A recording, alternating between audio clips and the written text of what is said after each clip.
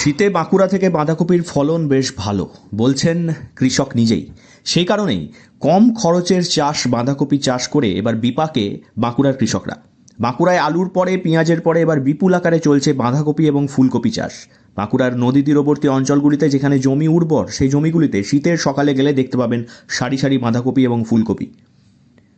যদিও বাজারে অত্যন্ত কমেছে দাম, কারণ বেড়েছে যোগান, তবুও বাঁধাকপি এবং ফুলকপি চাষ করে লাভের মুখ দেখতে চাইছেন বাঁকুড়ার কৃষকরা।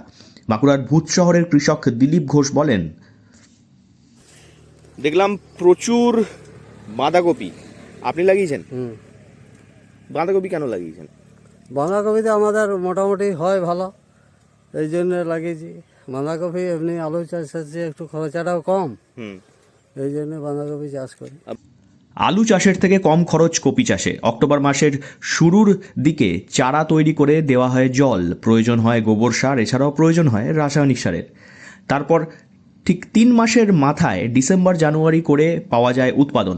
মূলত বাঁকুড়া এবং দুর্গাপুরের বাজারে বিক্রি হয়ে থাকে ফুলকপি এবং বাঁধাকপি। কৃষকের মতে একটি কপি বিক্রি করে পাওয়া যায় 5 টাকার কাছাকাছি।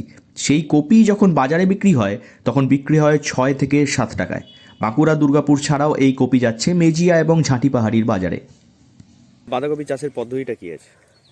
বাঁধাকপি চাষের পদ্ধতি, প্রথমে চারা তৈরি করতে হয়, বীজ ফেলে পরে, তারপরে এই যে লাগানোর পরে জল দিতে হয়, সার দিতে হয়, গোবর সার, এমনি সার, রাসায়নিক, এই সকল দিয়ে। কদিন সময় লাগে হতে?